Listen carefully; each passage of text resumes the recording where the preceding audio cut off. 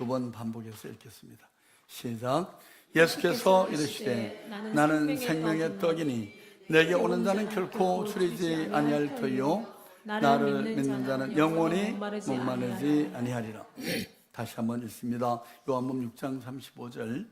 예수께서 이르시되 나는 생명의 떡이니 내게 오는 자는 결코 줄이지 아니할 터이요 나를 믿는 자는 영원히 목마르지 아니하리라. 아멘. 오늘은 우리 종료주일을 맞아서 성찬 주일로 지키는데요. 주의 만찬으로의 초대라는 제목으로 우리 고린도전서 11장 23절 29절 말씀을 보겠습니다.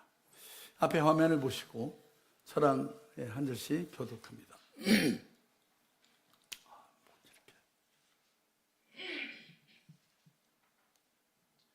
교독합니다. 내가 너에게 전한 것은 주께 받은 것이니 곧 주 예수께서 잡시던 밤에 떡을 가지사 축사하시고 떼어 이르시되 이것은 너희를 위하는 내 몸이니 이것을 행하여 나를 기념하라 하시고 식후에 또한 그와 같이 잔을 가지시고 이르시되 이 잔은 내 피로 세운 새 언약이니 이것을 행하여 마실 때마다 나를 기념하라 하셨으니 너희가 이 떡을 먹으며 이 잔을 마실 때마다 주의 죽으심을 그가 오실 때까지 전하는 것이니라. 그러므로 누구든지 주의 떡이나 잔을 합당하지 않게 먹고 마시는 자는 주의 몸과 피에 대하여 죄를 짓는 것이니라. 사람이 자기를 살피고 그 후에야 이 떡을 먹고 이 잔을 마실지니 29절. 주의 몸을 분별하지 못하고 먹고 마시는 자는 자기의 죄를 먹고 마시는 것이니라. 아멘. 아버지 하나님 감사합니다. 오늘 주님이 고난의 십자가를 지시기 위해서 예루살렘 성으로 입성하신, 나귀 타고 입성하신 아버지요, 그 사건을 기념하여 지키는 우리 종료주일, 또 주님이 사랑하는 제자들과 함께 6월절 주 만찬을 행하시면서 주님 오시는 그날까지 아버지요, 이 주의 만찬을 수행하도록 그 말씀하신 이 내용을 다시 한번 우리에게 들려주셔서 감사를 드립니다. 주님이 아버지 이 규례를 세우실 때 의도하셨던 그 깊은 뜻을 우리가 함께 하도록 알게 도와주시고, 오늘 우리가 또 예배 후에 주의 만찬에 참여할 때 아버지요, 우리의 몸과 마음이 주님 앞에 다시 한번 아름다운 그런 헌신으로 드려질 수 있기를 간절히 빌고 원합니다. 말씀드린 것을 방해한 어둠의 영들을 다 물리쳐 주시기를 원하고 예수님 이름으로 감사하며 기도하였습니다. 아멘. 아멘. 역사적 기독교회가 중시해왔던 두 가지 중요한 성례가 있습니다. 뭐죠? 그러면 교회는, 하나님의 뜻에 합한 교회는 이 두 가지를 반드시 해야만 합니다. 그래야 교회인 거예요. 우리가 매주일 예배 드리고 기도하고 그런 우리 예배를 정적으로 드리는 것, 그건 물론 우리가 하는 일이고요. 그 외에도 교회가 반드시 수행해야 될 두 가지 성례가 있는데 그건 바로 세례와 성만찬입니다.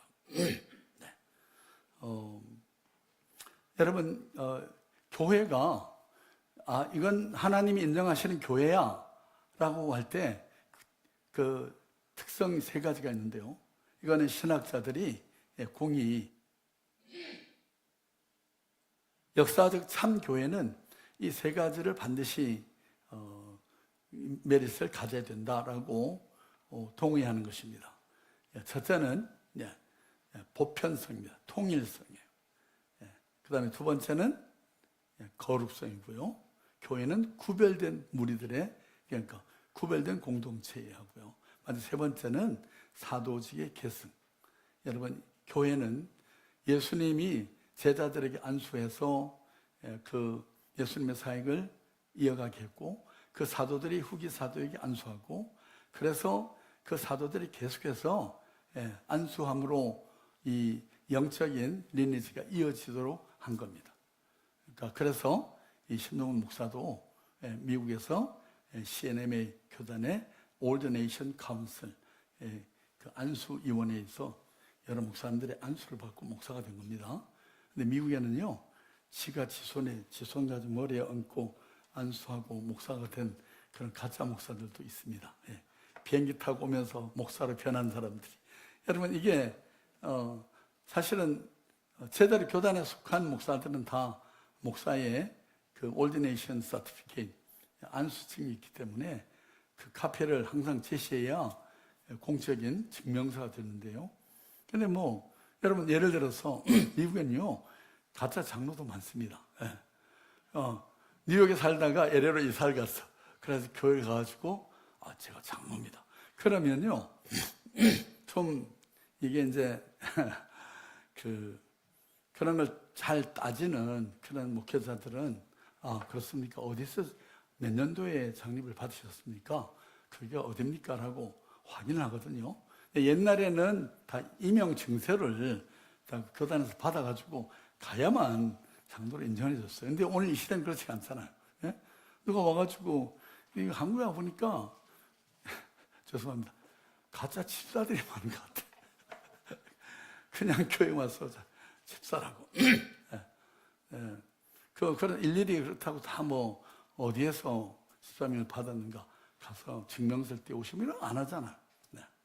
그러니까 사도직에서 예수 그리스도로부터 이어져 오는 그런 리니지가 있어야 된다는 거죠. 자, 근데 여기서 그 보편성, 통일성이라고 하는 거죠. 자, 우리 이제 교단에는 장로교, 감리교, 성결교, 뭐 침례교 교단이 많잖아요, 그죠? 그런데 우리는 다 하나야. 우리는 다 하나님의 한 가족이야. 비록 교단이 달라도 할 때 그 공통적으로 우리가 믿음을 고백하는 그러니까 5대 교리가 있습니다. 이걸 우리가 Five Fundamentalism이라고 그러는데 근본주의 5개 교리가 있어요. 이게 동의가 되어야 됩니다. 이걸 내가 아멘 하고 동의하면 우리는 다 하나인 거예요. 첫째는 가장 중요한 게 뭘까요? 가장 중요한 거. 오늘 굉장히 중요한 걸 여러분 말씀 듣습니다. 제일 중요한 것은 성경의 완전 영감서. 성경이 무엇을? 성경은 1.1획도 오류가 없는 하나님의 말씀이라고 하는. 그런데요, 이 교계에는 소위 개신교 간판을 단 교계 목사들 가운데는 성경에는 하나님의 말씀도 있다, 이런 주장을 하는 사람들이 있습니다. 성경에 하나님의 말씀 아닌 것도 섞여 있다, 그렇게 믿는 사람들이 있어요. 그런 사람들 우리가 함께 할 수 있는 교회로 인정을 하지 않죠. 그래서 성경의 완전 영감서. 두 번째는 예수 그리스도의 동정녀 탄생. 예수님이 처녀 마리아의 몸에서 태어났다는 사실을 인정해야 됩니다. 그러니까 왜 중요하죠? 그래야 예수님이 대속의 능력을 행사할 수가 있으니까요. 그 다음에 세 번째는 이제 세 번째, 네 번째, 다섯 번째는 실수입니다. 세 번째는 그리스도의 십자가 대속. 예수님이 십자가에 달리심으로 우리의 모든 죄를 다 지불했다. paid off. 그 다음에 네 번째는 뭘까요?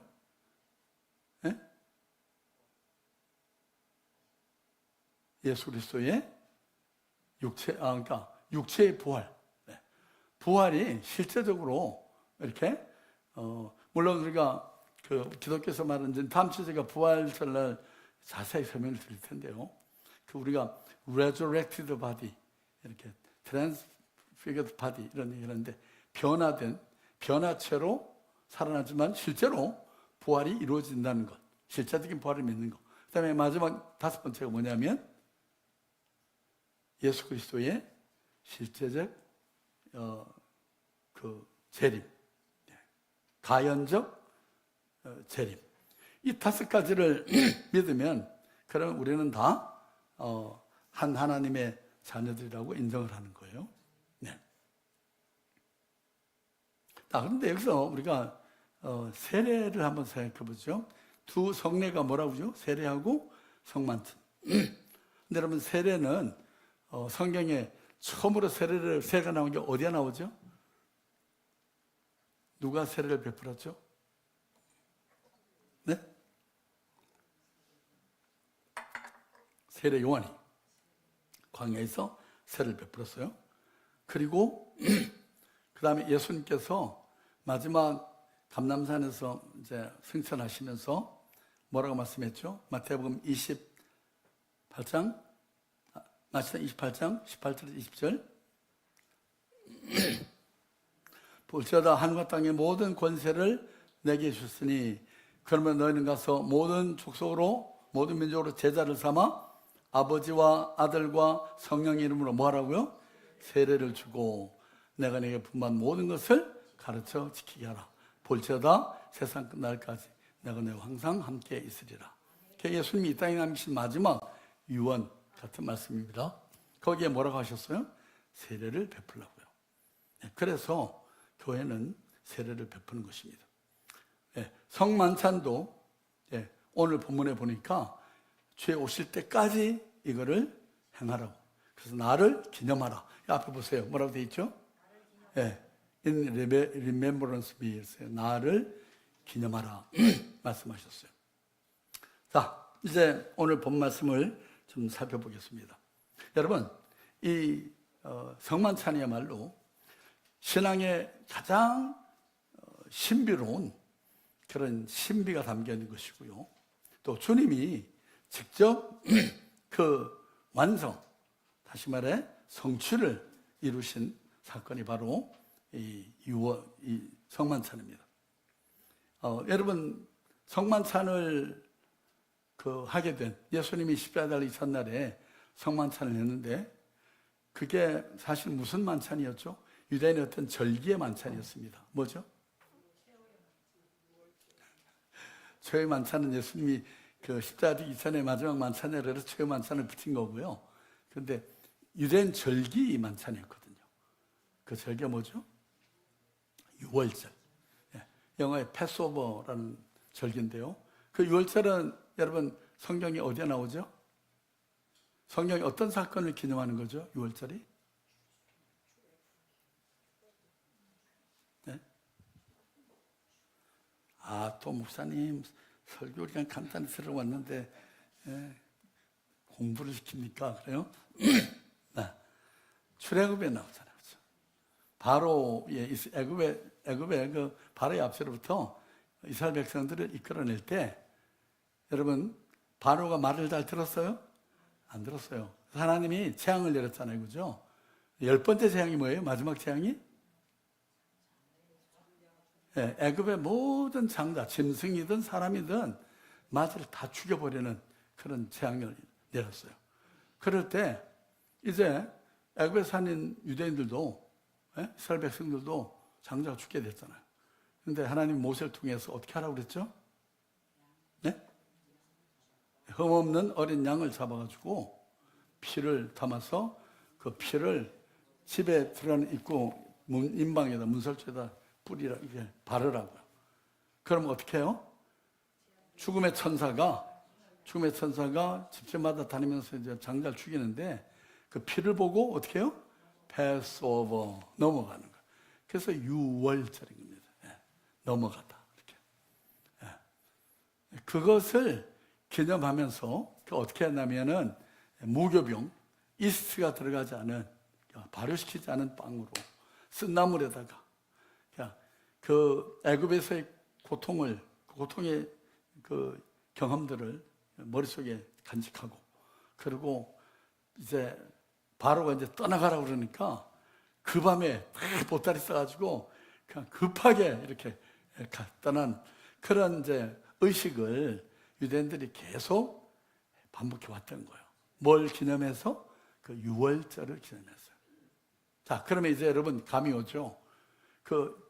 하나님이 이스라엘 백성들에게 문설주에 바르게 했던 어린 양의 피, 무엇의 예표였을까요? 그렇죠. 예수님, 지금 여기 6월절 만찬을 하시는 예수님 자신의 예표였던 거예요.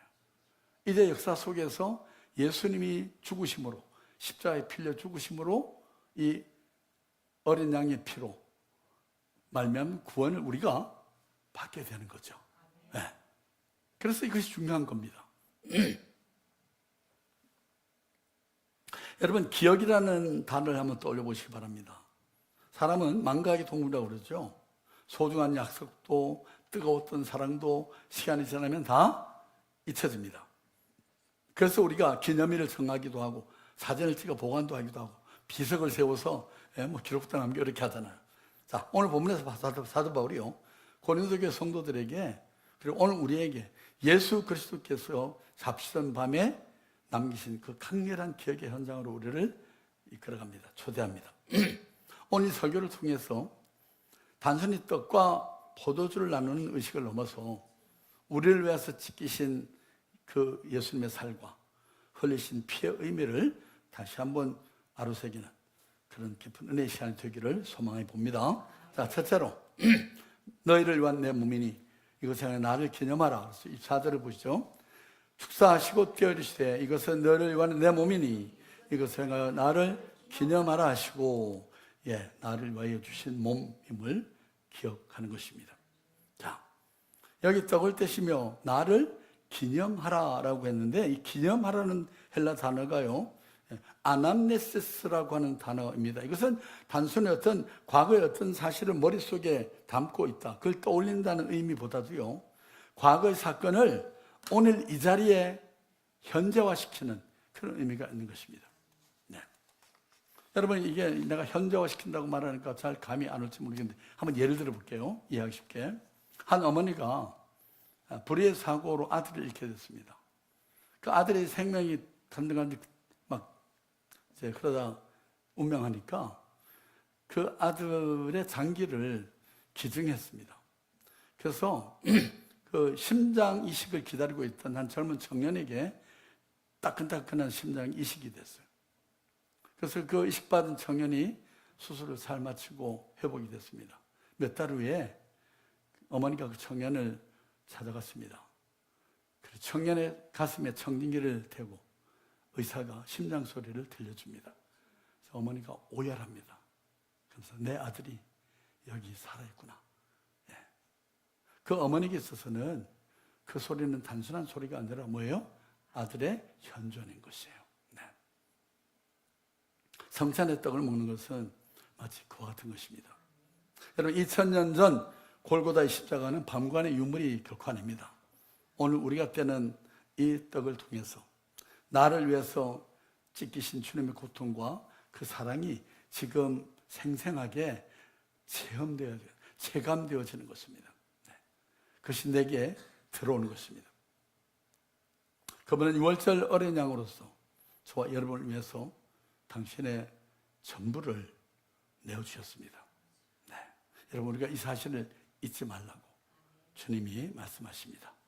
자, 두 번째로 피로 세운 새 언약이니 이를 향하여 나를 기념하라 그랬습니다. 25절을 보죠.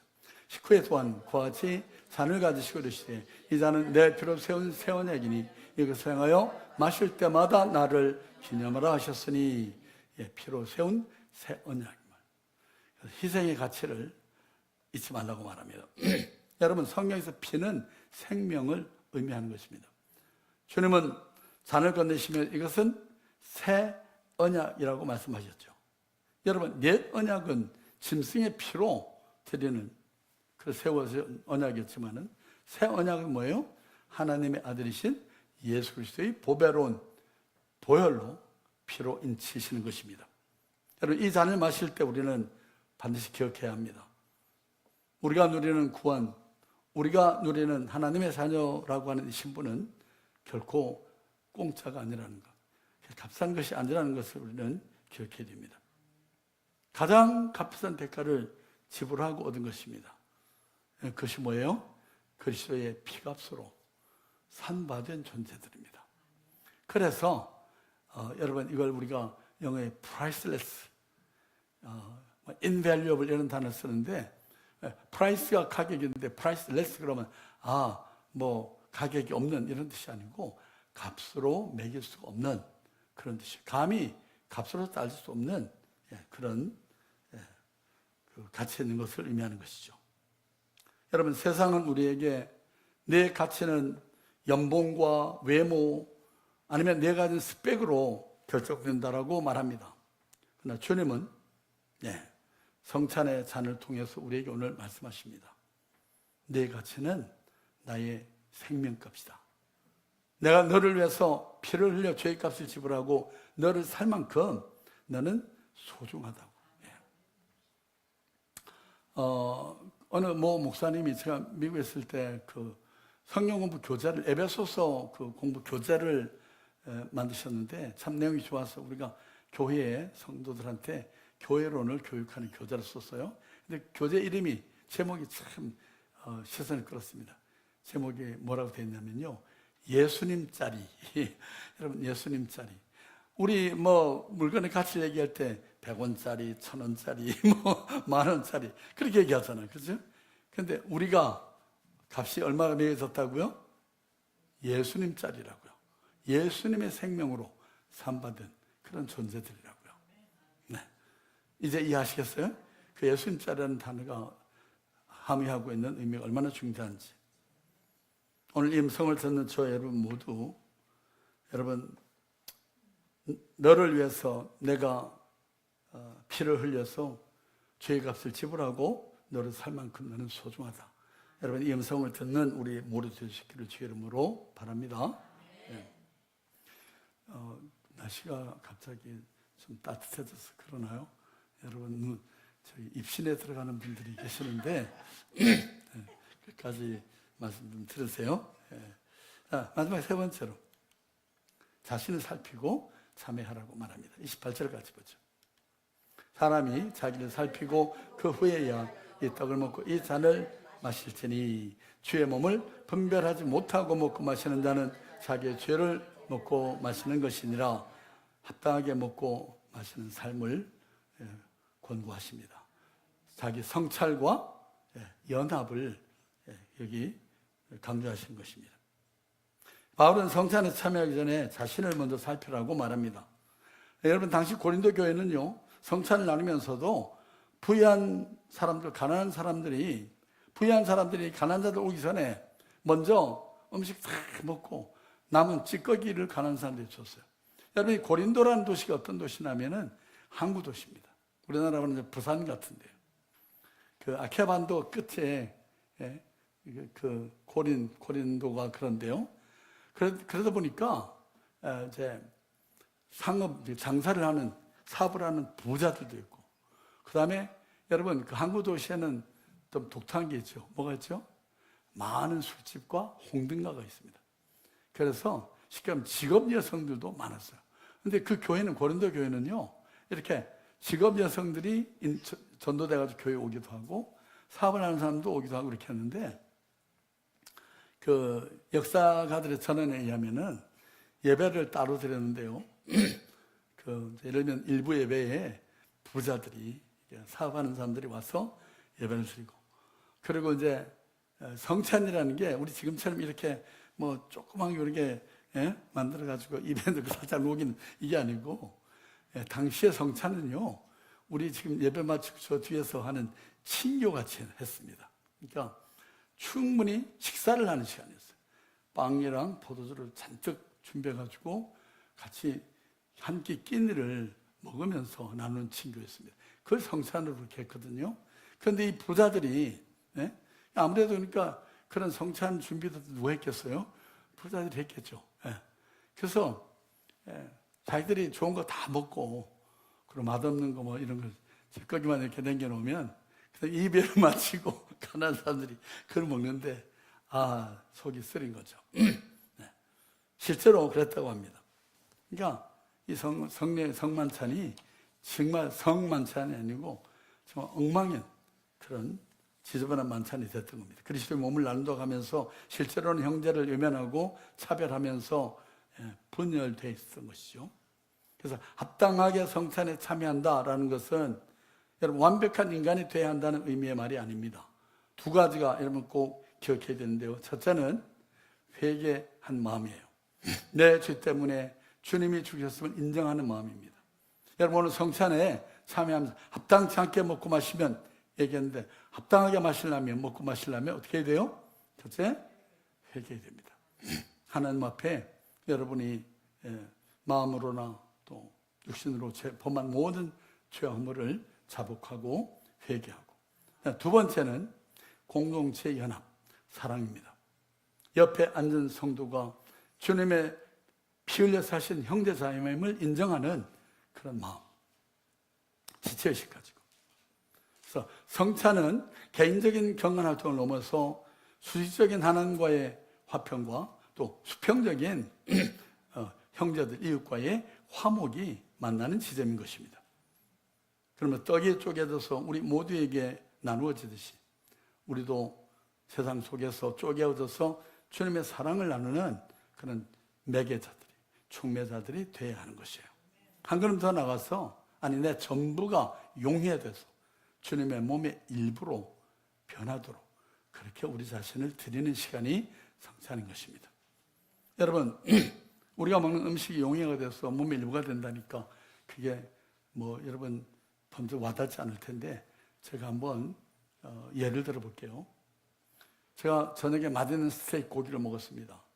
그러자 위에서 기다리고 있던 위액이 그 들어오는 고기를 보고 말합니다. 안녕, 어서 와. 그랬더니만 고기가 안녕, 근데 날 기다리고 있었나 봐. 네가 들어오는 대로 용해시켜서 심종훈의 몸의 일부분이 되게 하려고. 고기가 대답합니다. 여러분 이렇게 가능한다고 대답하는데 가정해 보세요. 안 돼. 절대 그럴 수는 없어.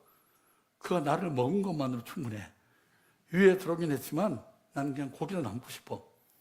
나는 나의 개성을 결코 잃고 싶지 않아. 이대로 고기로 남을 거야. 여러분 그러자 위액이 말합니다. 안 돼. 너는 용해가 돼서 심종훈의 일부가 돼야만 해. 싫다니까. 난 고기로 남을 거야. 만약 고기가 이겨가지고요, 고기를 용해시키지 못하고 그냥 윗속에 그대로 남겨진다고 하면 어떨까? 복통이 일어나가지고 메스 꺾고 그래서 어떻게 해요? 토해낼 거예요.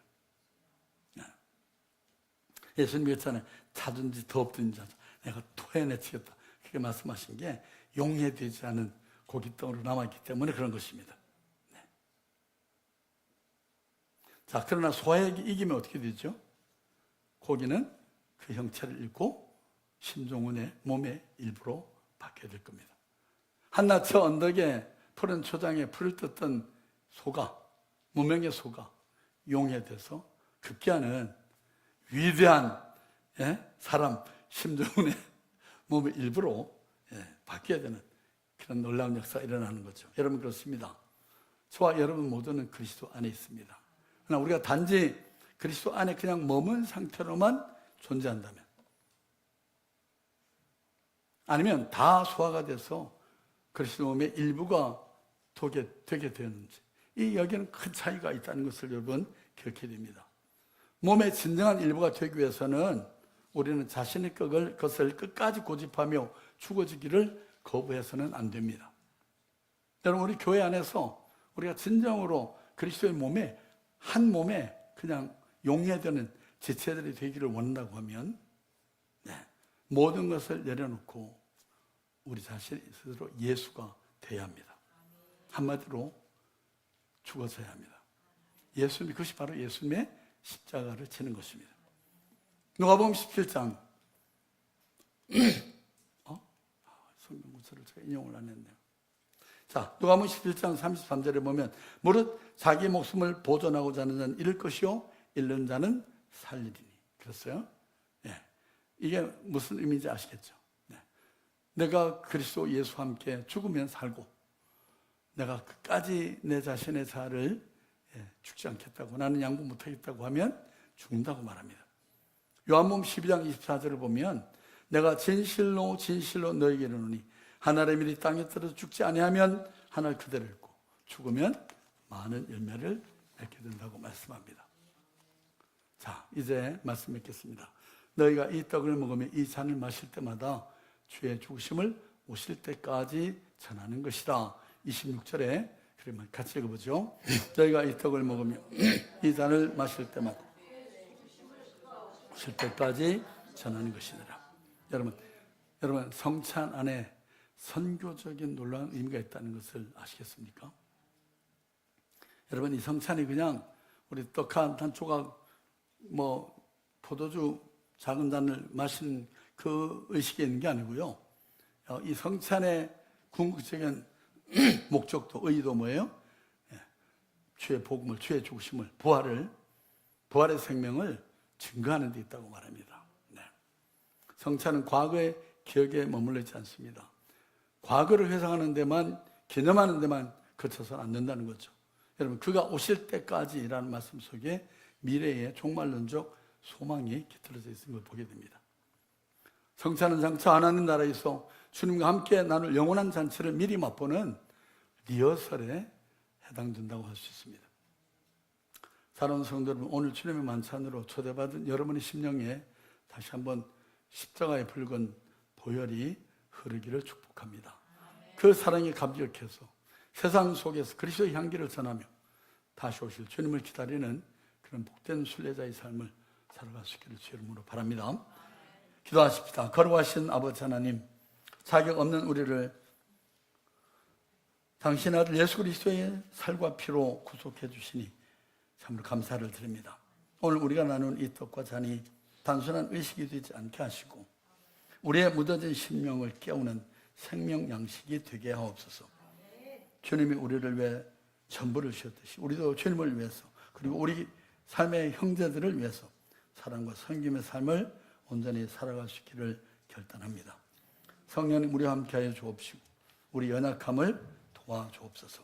우리 위해 십자가를 지시고 그 살이 찢기우시고 피 흘려 죽으신 우리 예수 그리스도의 이름으로 감사하고 기도하였습니다. 아멘. 자, 우리 주신 말씀 생각하시면서 144장 찬송 부르십시다.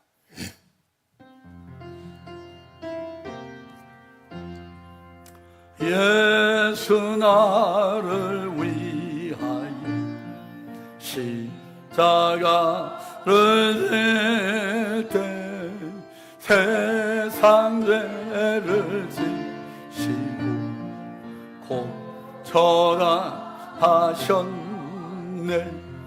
예수님 너의 죄 외하여 봄의 피를 흘리니 죄인 받으소서. 십자가를 지심은 무슨 죄 다했나. 소무지한 사람들 메시아 죽였네.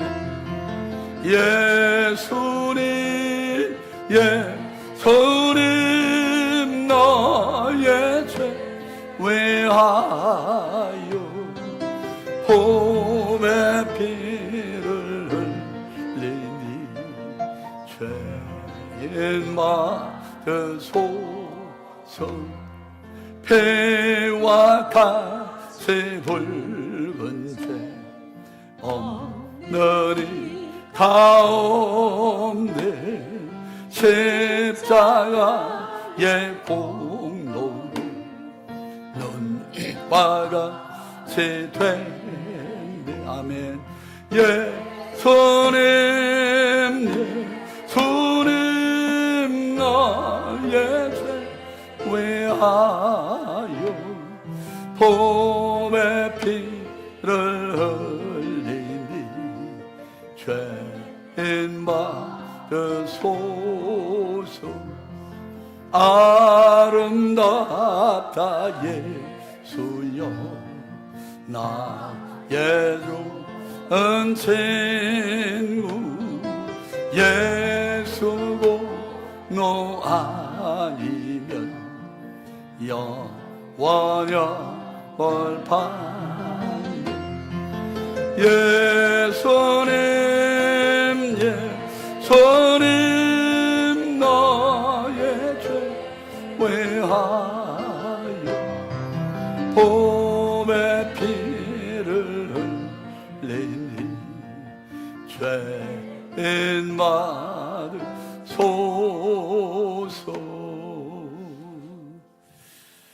아버지 감사합니다.